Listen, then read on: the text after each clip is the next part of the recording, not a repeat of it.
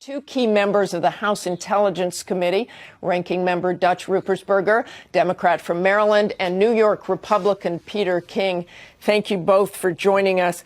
I want to start and go back to the threat with the embassy. I'll let you talk about what Glenn Greenwald just said in just a moment, but I want to talk about that threat. I spoke to Obama's top military advisor, General Dempsey, about the terror threat, and this is what he said. There is a significant threat stream, and we're reacting to it. Is the threat to blow up an embassy, a consulate, or something else? That part of it is unspecified, but the intent seems clear. And the intent is to what? The intent is to attack Western, not just U.S. interests. Representative Ruppersberger, let's start with you. What specifics can you tell us? You heard what John Carl reported. This sounds like a very frightening, very credible threat. Yes, it is it's a very credible threat, and it's based on intelligence. You know, what we have to do now is most important issue is protect Americans throughout the world, whether they're in the intelligence community, our military, or people in the State Department, and citizens living throughout the world. We know that Al-Qaeda and other people out there want to attack us and kill us and our allies. The good news is that we picked up intelligence, and that's what we do. That's what NSA does. NSA's sole purpose is to get information and intelligence to protect Americans from attack. You heard John report operatives are in place. Well, we can only say the intelligence that we get. And by the way, intelligence is the best defense against terrorism. Those operatives are in place because we've received information that high-level people from Al-Qaeda in the Arabian Peninsula are talking about a major attack, and these are people in a high level. Now, whatever that intelligence is, we act upon it because our first priority, again, is protect the Americans that are in other parts of the world. Congressman King, this is also spread domestically. We're on a higher alert here in the country, or at least beefed up security. I think Americans don't really understand why this keeps growing in the last few days. First, it was the embassy closing, now domestically. Why the higher alert here in America? Well, quite frankly, Martha, because this threat was so specific as to how enormous it was going to be, and also there were certain dates were given.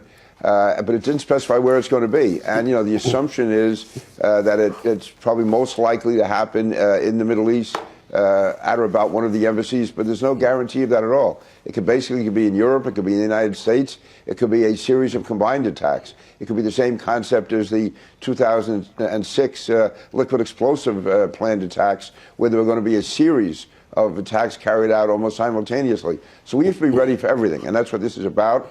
And the administration, I think, has tried to, first with the embassies, then with the global travel advisory, and also letting state and local governments know over the last several days of the nature of this threat so that we can be on guard. And this is a wake-up call. Al-Qaeda is in many ways stronger than it was before 9/11 because it's mutated and it's spread, and it can come at us from different directions. And Al-Qaeda in the Arabian Peninsula is probably the most deadly of all the Al-Qaeda affiliates. Let's focus on these embassies for a moment. Congressman Ruppersberger, if we can.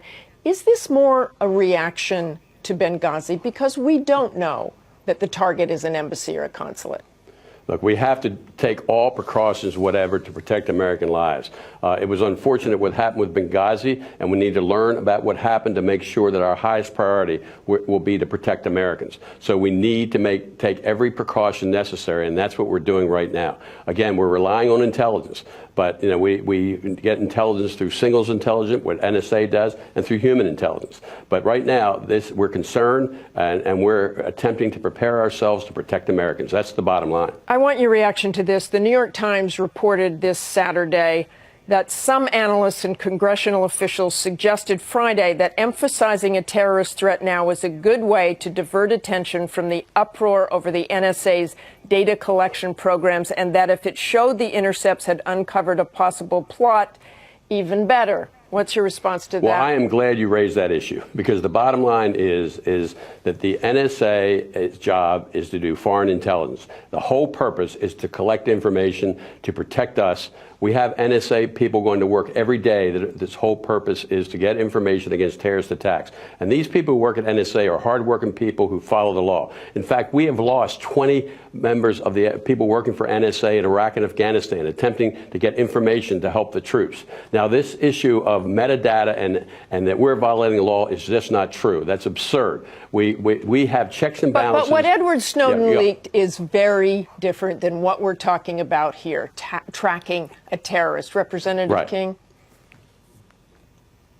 Yes, I mean, as far as this being announced by the government, no, it's absolutely crazy to say there's any conspiracy here. I mean, Dutch has seen the intelligence, I've seen it. The government would have been totally negligent if it did not take the actions taken. Whether or not there was any controversy over the NSA at all, all his actions would have been taken. So listen, I'm a Republican, but I'm saying the administration, I've had problems with the administration on different issues, but what they are doing now is what has to be done. They'd be derelict if they were not. And, we can't criticize them for doing too little with Benghazi and not criticize them for doing too much. I'm giving them credit for saying they learned from Benghazi, and that's why they're firming up the embassies. But also, as far as this worldwide alert, I think it's absolutely warranted in this situation. I want a very quick reaction from both of you, and I want to start with you, Representative Ruppersberger, because Sure. Glenn Greenwald mentioned your name specifically. Are efforts being thwarted in trying to get information for members of Congress? We have rules as far as the committee on what you can have and what you cannot have. However, based on that statement I just made, is that since this incident occurred with Snowden, we've had 3 different hearings for members of our Democratic caucus and of the Republican caucus, where General Alexander has come with his deputy, Chris English, to ask any questions that people have as it relates to this information.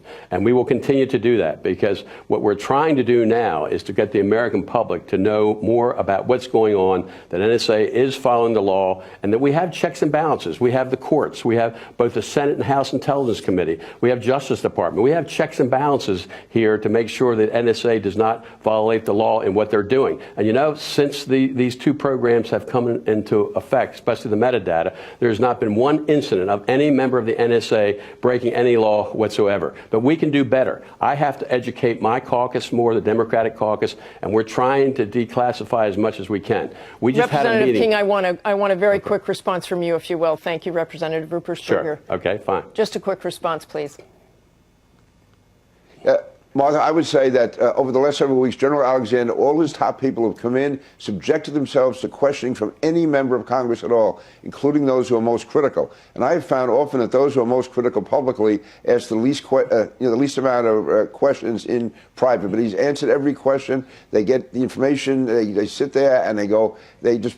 So they're just not telling the truth with the members of Congress. I've never seen this. To me, is unprecedented to have all of these top people from an administration during this time of crisis still come in and answer question after question after question. So anyone who says that Congress is somehow being stonewalled is just wrong, and is generally, I think, raised by people who are trying to make a name for themselves. Thank you very much for joining us. Good. Thank you, Martha.